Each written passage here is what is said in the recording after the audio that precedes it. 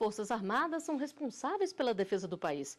E para isso, seus integrantes precisam ser bem treinados. Como são independentes, cada uma delas, Exército, Marinha e Aeronáutica, determina como será o próprio treinamento, que geralmente é rigoroso.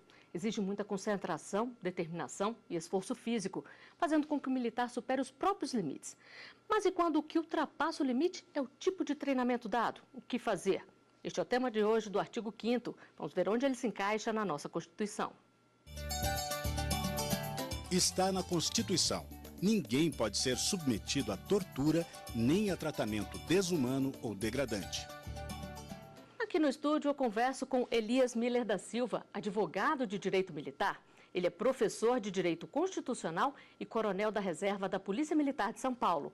E converso também com Vitor Hugo Almeida, consultor legislativo na área de defesa nacional e advogado especialista em História e Direito Militar. Ele também é mestre em operações militares e foi das Forças Especiais do Exército.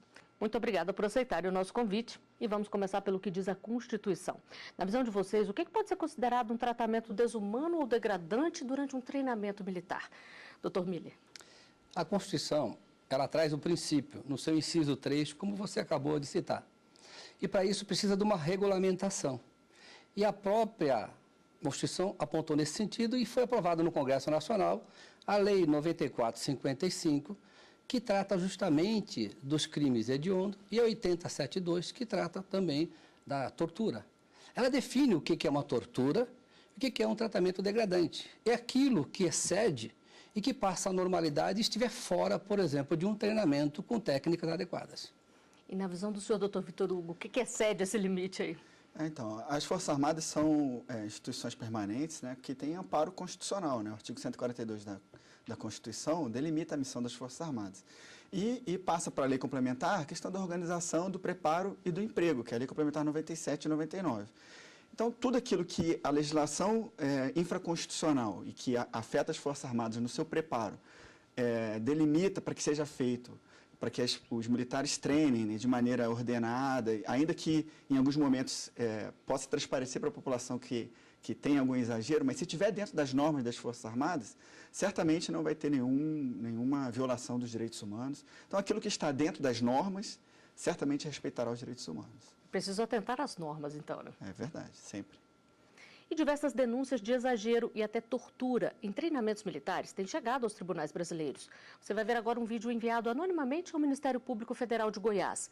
As imagens são fortes. Vamos acompanhar aqui. O vídeo mostra um soldado do Exército sendo forçado a deitar com o rosto virado para o chão. Um militar pisa sobre as costas e a cabeça dele.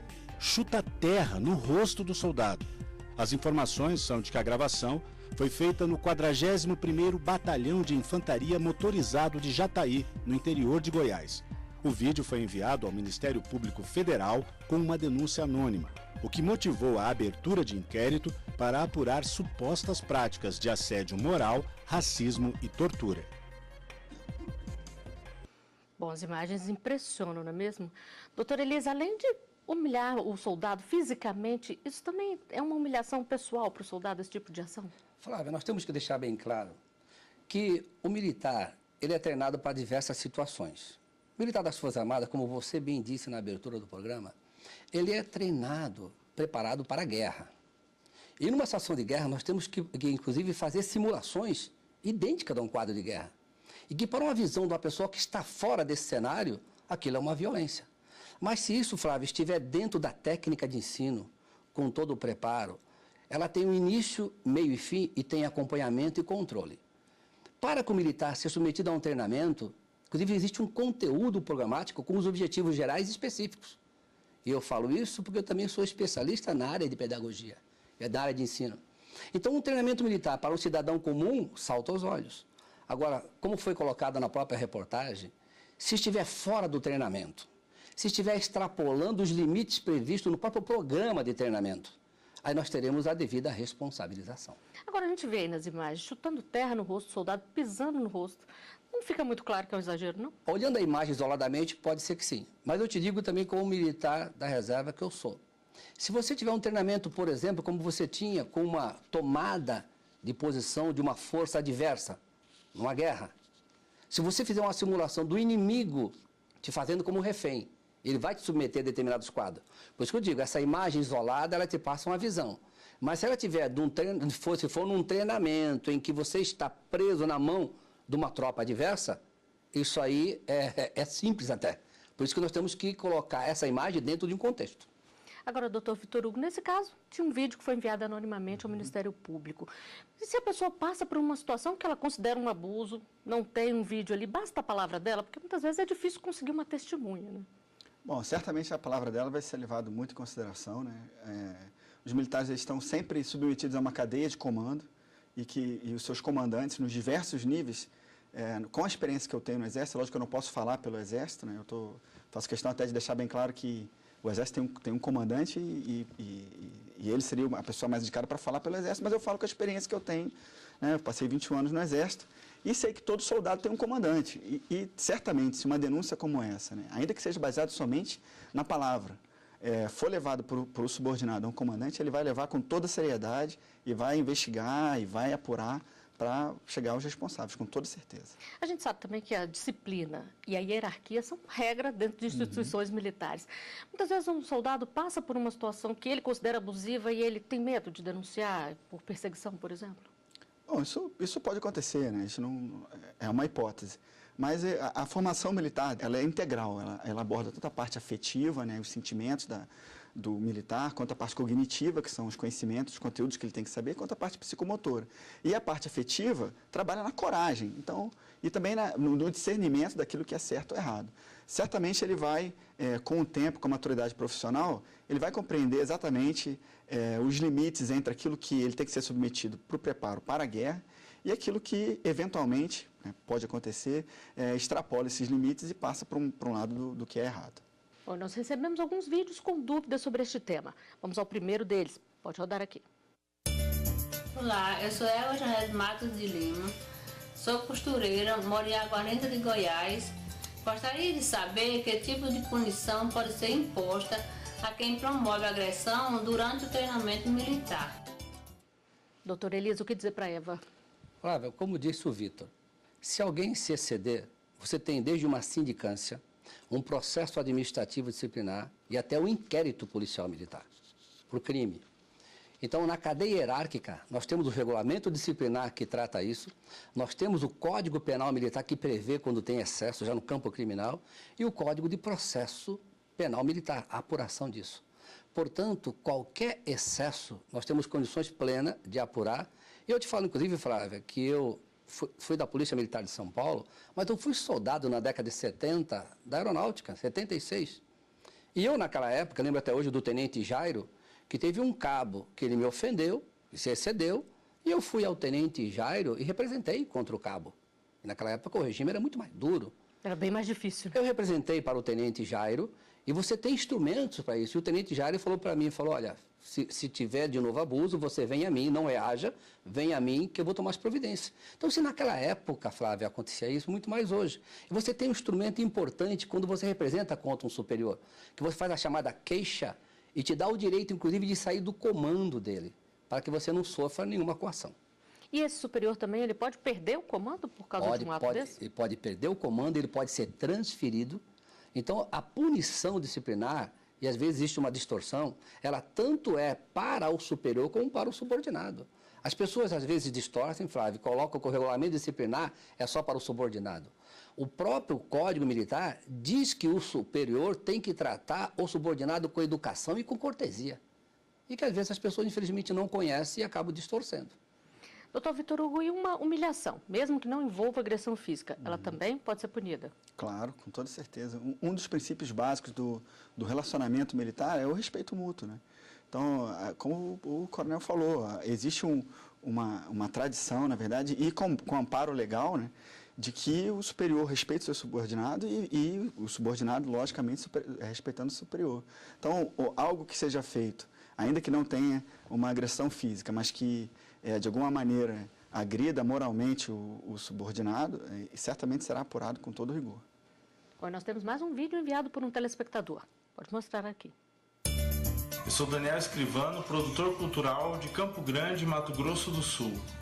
Quando um militar sofre um constrangimento muito grande durante um treinamento, a quem ele deve recorrer?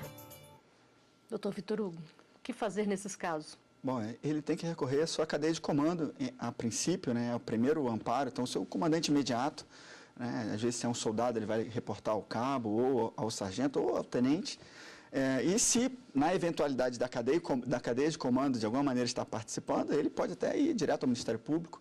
Ele tem uma série de possibilidades para que essa agressão, essa violação, né, não morra somente nele, né, não pare nele. Doutor Miller, e esses casos podem envolver também a justiça comum, além da justiça militar? Poderia, Flávia, até a aprovação agora recente pelo Congresso Nacional, que foi promulgada e sancionada, a Lei 13.491 de 2017. Essa lei ela fez um grande avanço na legislação militar, até mesmo para esses casos de responsabilização. Porque o Código Penal Militar ele é de 69 e está desatualizado, porque nós temos vários tipos penais hoje. Por exemplo, o crime que você está comentando aqui, do assédio moral. O assédio moral ele não está tipificado, não tem essa previsão no Código Penal Militar, mas com essa lei agora ele está tipificado. Então, nessa situação, você tem como ter dispositivos criminais que pegam qualquer crime hoje moderno. Antigamente não falava em assédio moral, hoje tem, é crime. E hoje, por esta lei agora, de outubro agora, então se um militar ele se sentir desmoralizado, ofendido, maltratado de forma ilegal, e como bem disse, né, o doutor Vitor, nós temos instrumentos vastos para isso. Por exemplo, como ele bem disse, eu posso ir ao Poder Judiciário, eu posso ir ao Ministério Público, eu posso ir à ouvidoria, além do canal de comando hierárquico. Hoje, antigamente, Flávia, eu tinha que esgotar a esfera administrativa para eu poder recorrer à depois justiça. fazer a queixa. Acabou isso desde 88, não tem mais isso. Eu não preciso esperar mais o chamado contencioso administrativo. Eu vou diretamente ao juiz, ou ao Ministério Público, ou uma ouvidoria, ou mesmo uma Secretaria de Direitos Humanos. Então, hoje em dia, no campo militar, eu digo para você que eu sou militar desde 76. No campo militar, hoje em dia, nós temos instrumentos democráticos para poder punir e responsabilizar aquele que abusa da sua autoridade. Bom, nós vamos continuar nosso bate-papo daqui a pouquinho. Antes, nós vamos a uma rápida pausa e voltamos em seguida com mais Artigo 5º para você.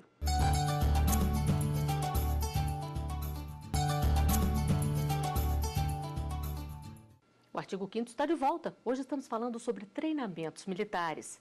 Sobre este tema, eu converso com Vitor Hugo Almeida, consultor legislativo na área de defesa nacional, e com Elias Miller, advogado de direito militar. E vamos conferir mais um vídeo com uma pergunta a ser respondida pelos nossos convidados. Pode mostrar aqui. Olá, sou Elta Cristiane, sou gestora em RH, moro em Águas Lindas de Goiás e gostaria de saber se um treinamento militar pode privar a pessoa de necessidades básicas como beber água, comer e dormir.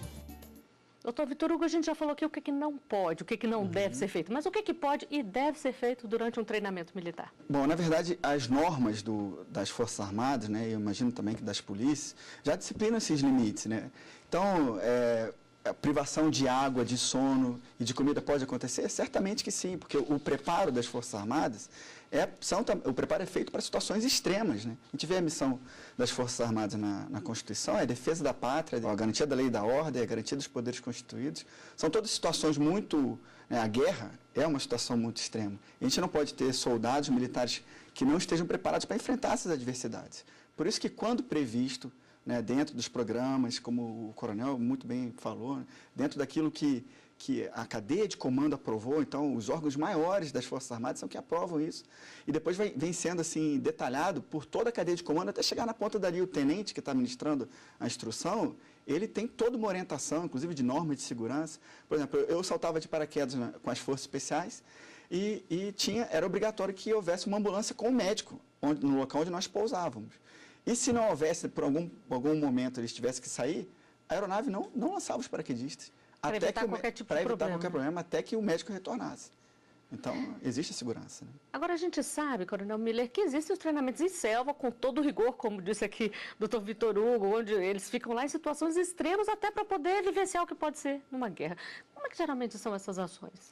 Se eu te coloco numa sobrevivência na selva, você antes aprendeu em sala de aula e você teve exercícios de técnica de sobrevivência. Aonde você vai encontrar água, onde você vai encontrar comida, que tipo de comida você pode pegar da natureza. Então, muitas vezes, num treinamento previsto, programado, acompanhado, como bem disse o Vitor, com equipes de resgate, você pode fazer uma sobrevivência na selva de 1, 2 dias, 3 dias. Então, dentro de uma programação. O que não pode, Flávia, é muitas vezes o que coloca na reportagem. Ou seja, se a pessoa não está num treinamento e resolve fazer da cabeça dele, ou como forma de castigo, ou sem autorização do comando, ou seja, subjugar as pessoas a um treinamento da sua cabeça. Aí, de fato, isso tem que ser responsabilizado. Mas dentro da técnica, como disse o Vitor, eu tenho que preparar a pessoa para uma guerra, para um confronto. E não se prepara alguém para uma guerra no confronto só ficando na sala de aula ou no videogame. Pois é, e essas pessoas que promovem esses treinamentos, que gerenciam esses treinamentos, eles passam por um curso de capacitação bem sério ali também? Sério, Fábio, eu te digo porque eu, na carreira militar, eu fui de soldado a coronel. Então, você, começando na graduação mais baixa da instituição, na inicial, você já tem um treinamento próprio para isso. E quando você vai se habilitar a ser monitor, que é o sargento, ou instrutor, que é o oficial, você faz cursos específicos para isso. Então, cursos que demoram 6 meses, 1 ano, 2 anos. Então, aquele que vai ministrar um curso, ele foi altamente qualificado e capacitado no aspecto teórico e no aspecto prático e com as técnicas de proteção. E eu te digo bem porque eu fiz várias, na minha época, em 1980, eu fiz jornadas e marchas militares. E eu digo, Flávia, com toda certeza, nos meus treinamentos nunca ninguém se acidentou. E o senhor passou por treinamentos assim também, doutor Vitor Hugo? Bom, passei por vários treinamentos assim, mas eu digo também que são progressivos, né? Então, tipo, o oficial ou o sargento ingressam em escolas de formação e vão sendo submetidos a treinamentos cada vez mais fortes até conseguirem passar por um treinamento, como, por exemplo, o curso de ações de comandos do Exército Brasileiro, que tem a média de aprovação de mais ou menos entre 10% e 15%. Mas esse nível de chegar até esse ponto, de passar por privações extremas, né, tanto de sono, quanto de água, quanto de comida, vem sendo construído ao longo de muitos anos. E de maneira que o militar, quando chega a esse ponto, ele tem condições de vencer isso sem expor a sua vida, a sua integridade física ou moral. Com toda certeza, as instituições são muito sérias nesse aspecto. E vamos conferir a última pergunta enviada para nós, para ser respondida pelos nossos convidados. Pode rodar aqui. Olá, me chamo Álvaro, sou daqui de Brasília, sou comerciante. Gostaria de saber se homens e mulheres são tratados de forma diferente no treinamento militar. Coronel Miller, como acontece? Com certeza, Flávia. A própria Constituição já prevê isso, que homens e mulheres são iguais em direitos e deveres, mas nos termos dessa Constituição. A compleição física da mulher é diferente.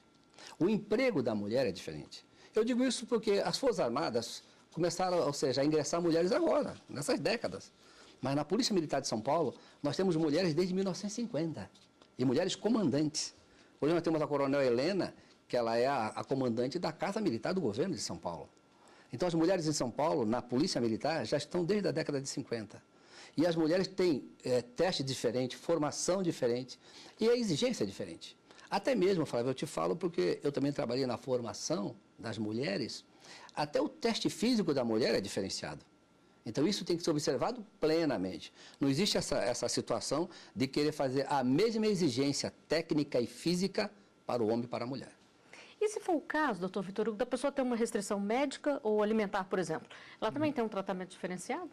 Bom, se ela tiver com uma restrição médica, né, se ela estiver doente, com algum problema, certamente vai ser colocada à disposição dos médicos, da equipe médica, para que no mais curto prazo, recupere a sua saúde e retorne para o treinamento. Ninguém vai ser exposto a uma situação mais difícil de treinamento se a sua saúde não está em condições, né?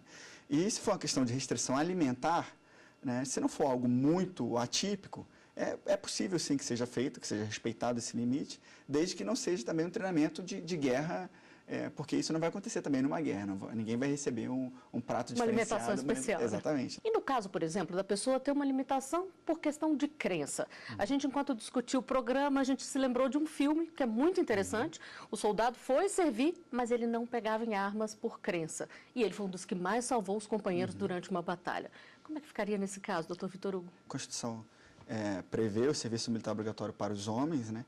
Mas ela excepciona no caso de, se algum homem tiver alguma restrição de foro íntimo, por um motivo pacifista ou por causa de uma crença religiosa, ele pode ficar isento e as Forças Armadas podem impor um serviço alternativo para ele. Mas, no caso desse filme, né, era o contrário. Ele queria servir. Ele queria servir e efetivamente acabou salvando vidas e tal. E isso pode acontecer, se ele superar essa questão de foro íntimo e for servir, e for bem treinado, ele pode ser um dos melhores soldados, sem problema. Bom, e como a sociedade vê o treinamento imposto aos militares? Vamos conferir as opiniões, pode mostrar aqui. A questão militar, ele atua numa situação extrema, que ele tem que estar preparado para isso, e inclusive são questões e são posicionamentos, são cenários que é totalmente diferente da vida cidadã. Quando a pessoa vai servir, está servindo, ele tem que ter treinamento, né? Acho que é por aí. Agora, não pode ser exagerado. Né? Pelo que a gente ouve falar algumas vezes, a gente vê que há uma humilhação que eu não sei se é confundida com treinamento, com submissão, com obedecer à autoridade, mas que eu acho que não deveria ser por esse caminho. Eu entendo que os militares precisam ter um certo padrão acima da média, tanto pelo esforço da carreira. Mas eu acho que também isso remete a tempos antigos, uma certa crueldade com os recrutas. E tem que ter tudo em moderação. Acho que poderia ser averiguado, não investigado, averiguado essa questão dos tratamentos, porque já teve soldados até em treinamento que perderam a vida com treinamento exaustivo e tudo, sobrevivência na selva, com coisas assim que tirou a vida de alguns deles, sim.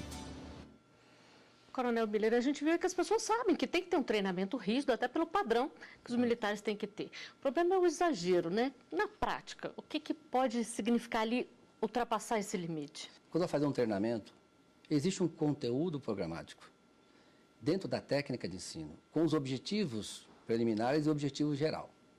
Então, aquele que vai dar o treinamento, ele já vai com isso e com esse programa estabelecido. Então, se a pessoa ultrapassar esse limite, previsto no próprio conteúdo programático do treinamento, ele pode ser responsabilizado. E como bem falou o Vitor Hugo, observe que no curso de comandos, o que ele falou? Formam 15% só. E os outros 85%? Saíram feridos? Saíram? Não, porque eles foram chegando no limite dele, isso é respeitado. Eles foram chegando no limite dele e vão saindo do curso. Porque é um curso já no alto padrão. E poucos chegam nesse limite. Então isso também, Flávio, é observado em outros treinamentos. No Brasil nós temos mais ou menos 1 milhão de militares. Se você olhar a quantidade de fato de denúncias nesse sentido, isso é ínfimo, se a gente for tabular no percentual. É que muitas vezes quando mostra uma cena, choca. E se você chama atenção. Chama atenção. Mas se você olhar um treinamento militar mesmo de sobrevivência, você fala, eu não quero isso. É uma pessoa que não está vocacionada para isso. Mas existem treinamentos e tudo isso tem início, meio e fim e com técnicas adequadas.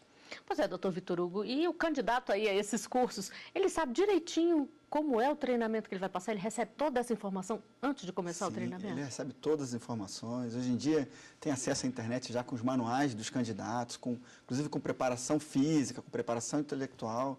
Ele tem sempre acesso também a militares mais antigos que já concluíram o curso e que têm toda a disposição em explicar para eles quais são os desafios ou quais são, pelo menos, qual é a preparação esperada, porque alguns dos desafios também não podem ser totalmente revelados, porque fazem parte ou da mística do curso ou dos obstáculos psicológicos que vão ter que ser superados, né? Então, pode ser que alguma coisa, algum aspecto ou outro não seja totalmente desvendado antes do curso. Mas, certamente, tudo aquilo que ele precisa saber e tudo aquilo que ele precisa treinar fisicamente para que ele tenha um bom desempenho é passado. Porque o objetivo de toda Força Armada, num curso mesmo de combate, é que o máximo de militares se forme. Acontece que os cursos têm obstáculos, muitas vezes, que são tão fortes que, estatisticamente, ao longo da história, a gente acaba chegando a esse nível de aprovação baixo, né? Existe uma seleção natural, mas o objetivo das Forças Armadas é que o máximo de militares concluam o curso. Esse é o objetivo, né? Bom, nós estamos chegando ao final do programa. Eu queria agradecer muito a presença de vocês aqui e que realmente continue os cursos dentro de tudo que é programado, né? Muito obrigada por terem vindo. Flávio, eu que agradeço essa oportunidade também e para nós também, inclusive, estarmos com isso, desmistificando determinados preconceitos. O militar, ele não é uma categoria à parte da sociedade. É uma pessoa que tem uma missão constitucional, é um cidadão como qualquer outro e que tem um regime jurídico e treinamentos específicos. Mas é um pai de família, é um esposo, é um filho e que está em processo de evolução e amadurecimento democrático, como todo o Brasil. Bom, eu que agradeço, Flávio, a oportunidade, né, para dizer que é exatamente isso, né? Os treinamentos militares são voltados para que as Forças Armadas consigam cumprir a sua missão constitucional principal, que é a defesa da pátria, que é, né, cumprir a missão de manter a nossa sociedade segura. E para isso os custos têm que ser realmente um pouco mais puxados, mas a segurança sempre é mantida. Muito obrigado. Muito obrigada. Eu agradeço também a sua audiência. O artigo 5º fica disponível na internet. É só acessar tvjustiça.jus.br. Você pode participar enviando uma sugestão de tema para o e-mail artigo5@stf.jus.br. Até o próximo programa. Tchau.